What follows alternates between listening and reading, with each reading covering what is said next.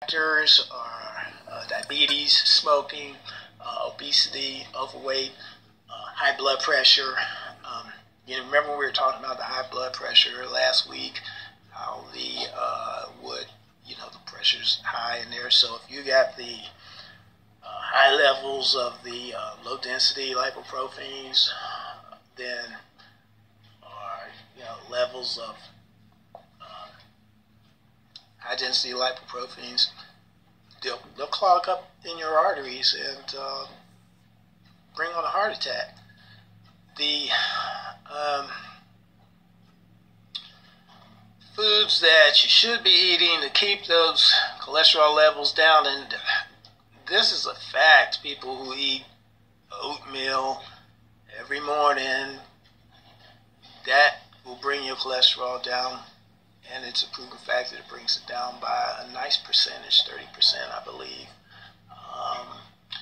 You have to go with the oily fish, your salmon, your mackerel, fish that are just oily. If you're going to do that, you want to eat some beans,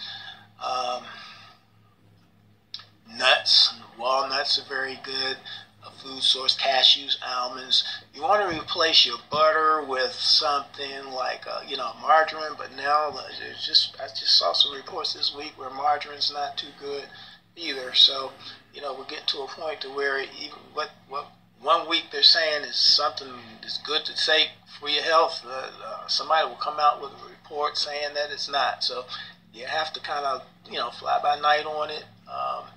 Got to beef up on your fiber, your green vegetables, your fruits. It's okay to drink a cup of red wine. That keeps the old arteries kind of cleaned out. These items are items that they don't contain or produce a lot of oil in your system, so you don't have to be you don't have to worry that much about the cholesterol levels changing, but it is something that needs to be addressed if it is.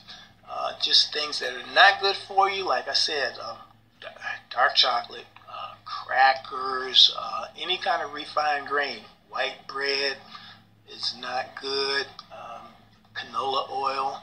These things increase your cholesterol. Pork, lambs, these are like items that are like yogurt, high saturated fats. Not good, not good. So just those things alone, if you eat a lot of this, get your cholesterol checked, because it's one of those things, like I said, you can't tell when it goes up. It's just up. You walk around with high cholesterol, then the next thing you know, bang, you had a heart attack or a stroke. The niacin now, we use that for a couple different things. The niacin in a high dose, along with some of the other statins, will lower the lipoprotein count in the body. This is not like one of the first rounds that the physicians go with, and it's given in usually like high dose niacin, available in 400, 125, 500 milligram capsules or tablets. There's a form of something called niacinamide, which is a form of niacin. As niacin goes through the body and breaks up into the smaller parts, it changes in the body in structure, and it changes in name, and it changes in the use. You have to be very specific when you're using niacin.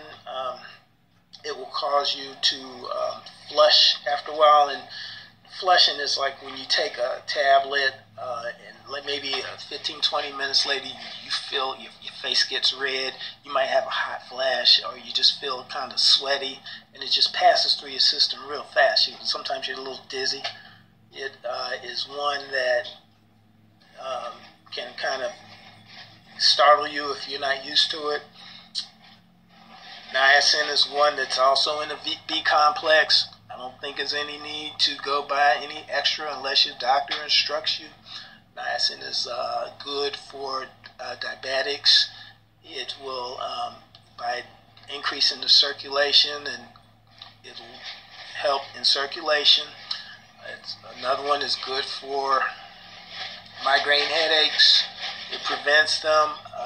There is another disease. It's called Meniere's disease, and sometimes, a couple times when I was in the drugstore setting, people would come, and they always come to the counter saying what do they take for dizziness or motion sickness, because they're going on trips, and I'd give them the Dramamine or whatever you need for motion sickness. But a couple of cases I had some people, especially older people, they would come in and they were complaining that they were just dizzy all the time, and they had gone to the doctors, and the doctor couldn't figure out what was wrong with them, and they were going through the meclizine, which is for dizziness, and it just wasn't working. And so we had learned that this disease called Meniere's disease has kind of gotten back out on the rise, and it will throw people for a loop, because it usually hits you when you're like older senior citizen. It comes on and you're just dizzy, and you feel like you've been drinking or something, and it just doesn't go away. So one thing I would find out if a person was a smoker and get their age, and quite often I found out it was Meniere's disease, which is like an inner ear inflammation in the inner eardrum, and it causes people to be disoriented. The niacin was used sometimes to treat that, but it was an interesting time when people would come in and we couldn't figure out what was going on.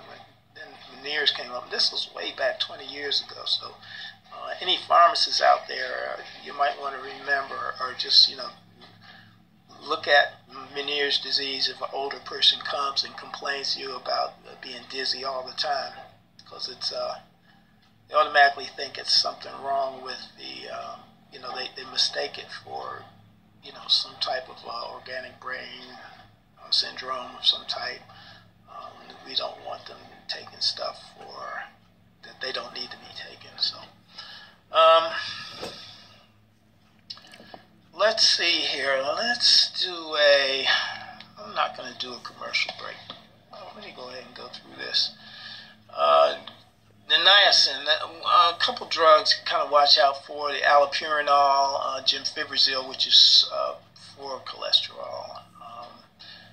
It will interact with that. It'll interact with your clonidine if those of you who have the high blood pressure, and if people who are on thyroid medications, you have to kind of watch out for that. As you know, people who are on thyroid medications, by the thyroid being such a sensitive gland and causing so many problems once that balance is offset, you always have to check with a doctor before you take any of these vitamins, even a B complex. You have to be real careful with thyroid disease. And I think that got Meniere's, we went through everything pretty much. Can't think of anything else that I want to talk about today. Tomorrow, next week, we're going to go through, I'm going to finish up the vitamin Bs, and I haven't decided on what disease state I want to discuss. I'm kind of looking at something leading up to the vitamin D uses. So we'll finish up with the vitamin B, and we'll kind of go through it. If you have any questions, feel free to send me a message. I love hearing from your messages. I did get some good comments. I appreciate that a lot.